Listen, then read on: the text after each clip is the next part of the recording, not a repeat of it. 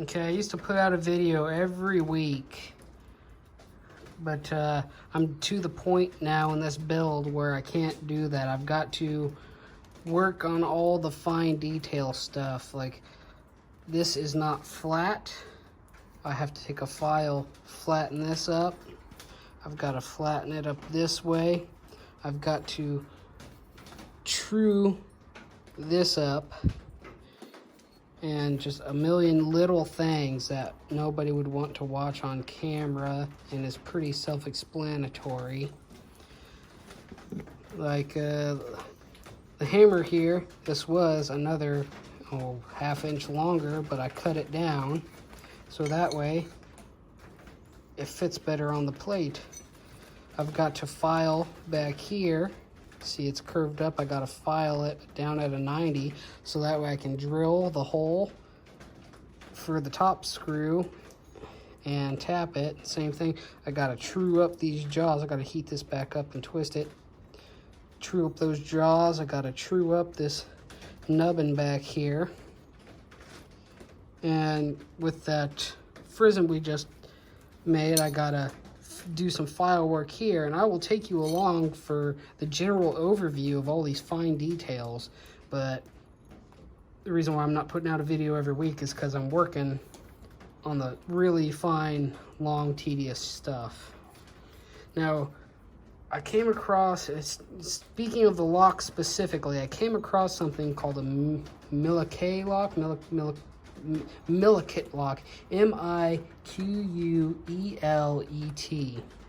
and it's a flintlock. It uses a Frizzen and a hammer with a stone to make sparks to a pan to ignite the main charge. However, it is much simpler in construction.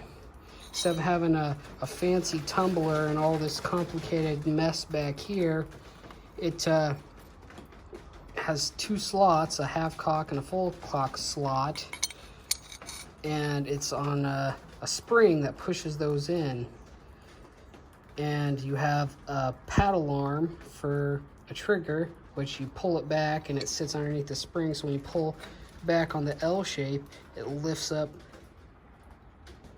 the sear, which then drops it out of the notches in the hammer and allows it to go forward. Now you can do this pretty easy. Have one spring on the back side for the trigger mechanism, and one spring on the front. The top leg holds the Frizzen in place, and the bottom leg provides tension on the hammer. I'm going to make a flintlock, what we know as the traditional flintlock style on the outside, but it's going to have the Miquelet lock on the inside. And I did some reading. Apparently, it was a regional thing. France and London really like their traditional, as we know it, flintlock, but Spain, Italy, and like the Ottoman Empire, they really liked the Miquelet lock, and they existed side by side up until cartridge guns took over. So we aren't going to be building a traditional flintlock in the sense, but we are making a different kind of traditional flintlock known as the Miquelet lock, or Miquelet, I don't know. That's my redneck American pronunciation, Miquelet lock. As you can tell, it's a rainy day, but today we're going to be taking some 1/4 inch by 1.5 inch mild steel and a broken annealed file, forge welding them together and making a Frizzen for our lock. Okay, this was a bent piece from my work. I'm going to straighten it up, get it ready for welding.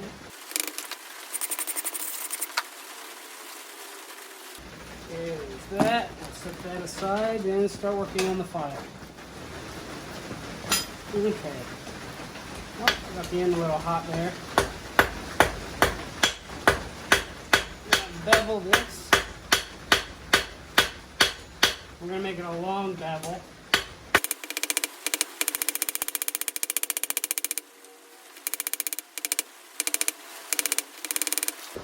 Okay, we got a nice long bevel on there. Hopefully you can see that.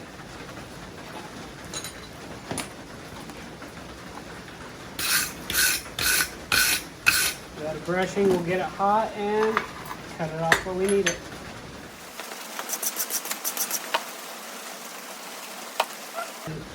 Excluding the taper, I want about 1.5 inches.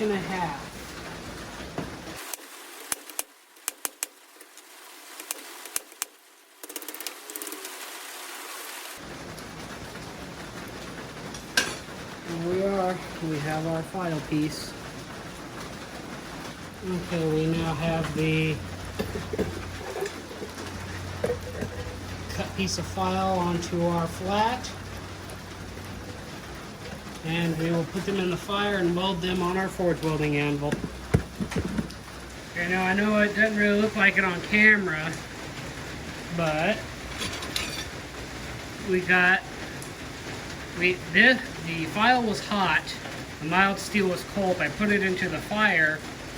Now the mild steel is hotter than the file, and we're slowly cranking, bringing it up to temperature.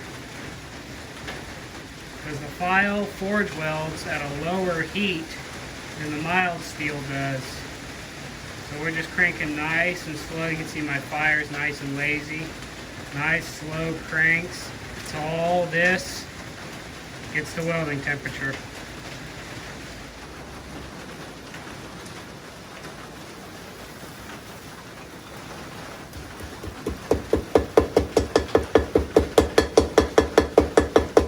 Okay, now those two pieces are tacked together. We'll clean them up, flux them, and put them back in for a full welding heat.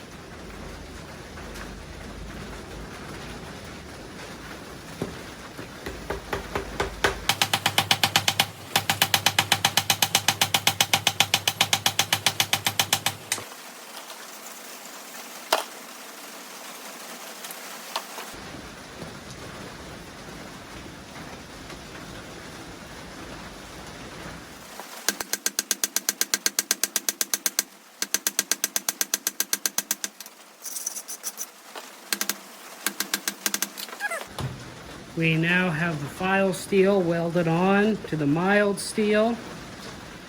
We'll cut off the excess around the file steel and start working it. Okay, we have the piece cut out. We're gonna round this up on the anvil, clamp it in the vise about right here, and bend it back. And then we will measure where to cut in order to twist this on the block.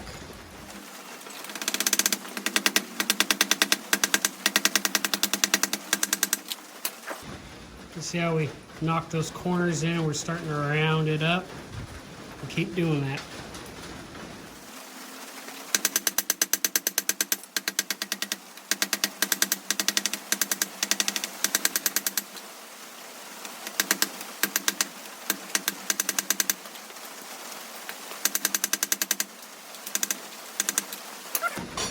There we have it pinched in pretty good. We will file this on top.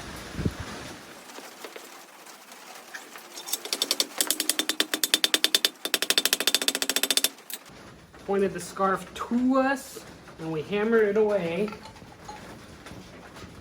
leaving the steel face on this side.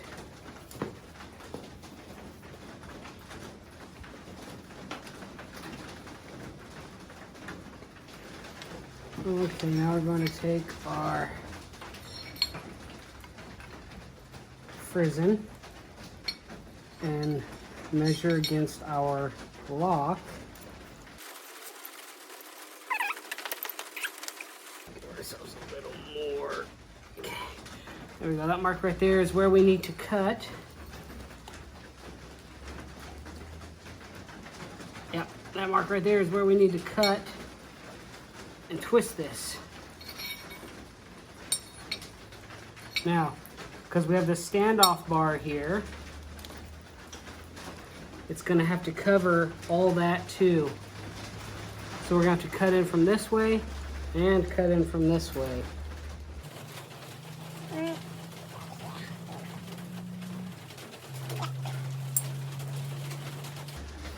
transfer this back to here. Okay. So that gives us where we need to cut.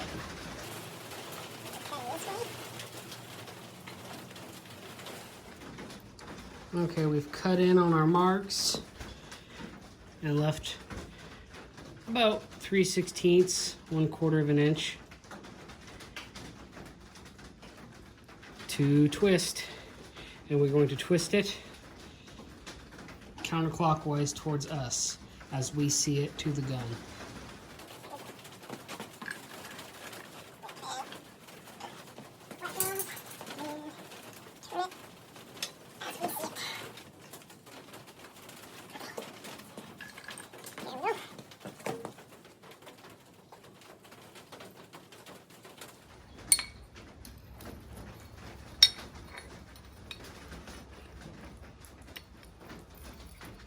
Yep. We gotta file that true anyway, so that's good. We're sitting over. We're sitting over the entire pan. We got some clearance in the front. That's good. However, we are not sitting low enough to get a screw into. So I think we're going to put this in the vise and tap this down. So that way it comes more over here. And then this will be more in line to make a tab. The rest on the spring and this will be more in line. This corner will be more in line to make the frill on the top that keeps from going too far forward.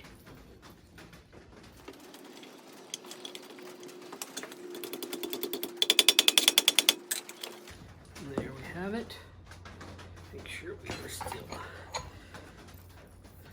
straight and true.